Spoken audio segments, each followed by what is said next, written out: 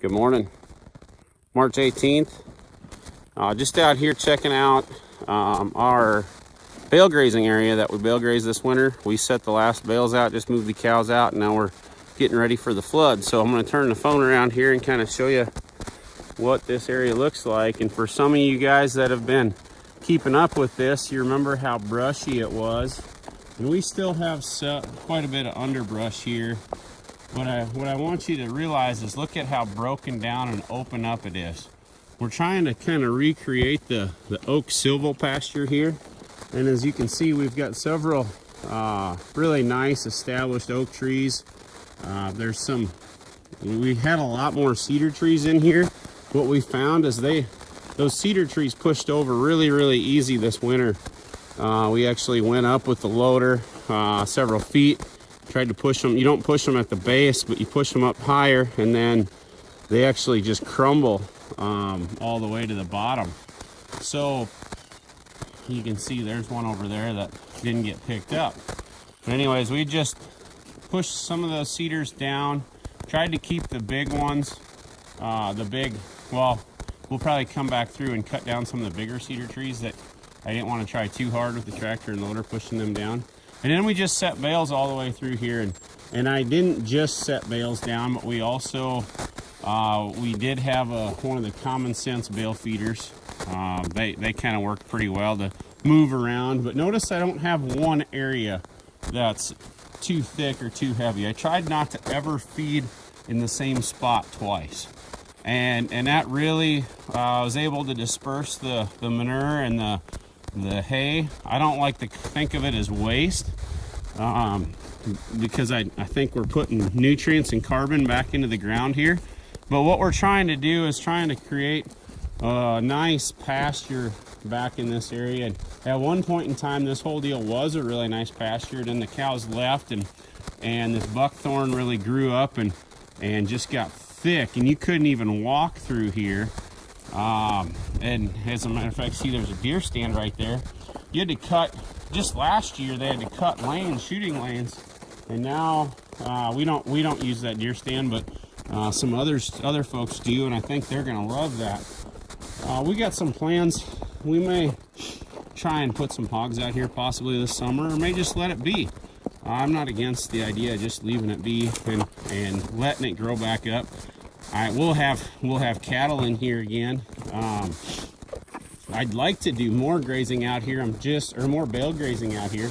I'm just a little nervous. This is the Minnesota River right here, and I know we got a flood coming. Like I said, it's March 18th. We've been experiencing some melting. Last week we had some rain, and I think we're gonna see some flooding, as much snow as we have to melt. So that's why we decided to kind of quit for now. We'll see what happens after the waters go back down, and we'll come back out here. Hopefully the flood doesn't come up and take all our carbon here. Here you can see we did some corn stalks. So and with the corn stalks, we just set the corn stalks in the bale feeders, in those common sense feeders, or them cradle feeders that hold 2 bales, and then cows kind of pick through there. They like the diversity and like changing it up a little bit. So that works really well.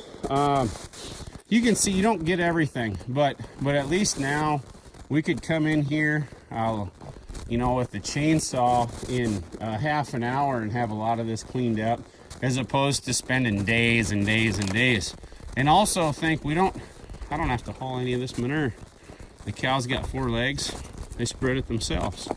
So I got to go back and figure out how many bales are actually back here. I'd guess probably 50 or 60 or so. A lot of it, what you see is the more recent stuff. There was more bales out here further out that were fed earlier and then has more recently got covered up with snow. So I'm anxious to see how this works. We are thinking I might lock some cattle kind of back in this area right at green up, just to kind of keep it hammered down a little bit and to stir up some of this stuff. We'll see. We'll have a little fire here. Some of them cedar trees we knocked down. I want to get this all opened up and get everything but the oaks out of here, and then really let this grass that's supposed to be underneath here come back up. But the cows maintain their condition really well. It was really kind of a poor quality grass hay that they were on. We're okay because the cows aren't going to start calving here for another month, a little over a month and 10 days or so. So we should be good that way. But they did they held their condition well. Sure helped that they were able to, you know, use this timber here as protection. We didn't have to deal with the wind. Had a lot of snow. We didn't have to deal with the wind as much as our folks did up on top. So this is our bale grazing deal, and just wanted to show you.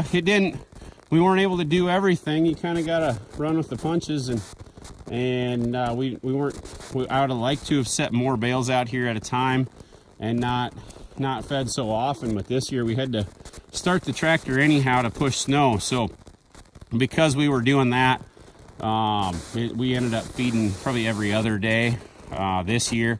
Now we're in the situation where I think it was Friday. Let's see, today's Monday morning. Friday we set out enough hay that should have got us until next Saturday. And what I did is I set some bales here, and then knowing it's going to warm up, and it's a lot of low ground between here and the farm.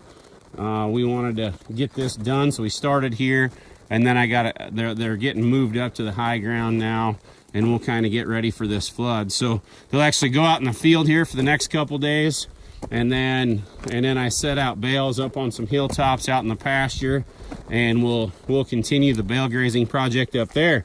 So we're kind of on to the next step in the next phase of this. If somebody wants to bring out some goats to finish this project, I'd be happy to let them have some area to graze their goats. But anyways, we don't have anybody around here. I haven't found anybody yet. So that's kind of where we're at. This is bale grazing, and the aftermath of it. We'll keep you informed and show you this summer how it's looking. Maybe I'll come back here after the flood and show you that. So anyways, don't forget to like the video, subscribe to our page if you haven't already done so, and we sure appreciate it. We'll keep in touch.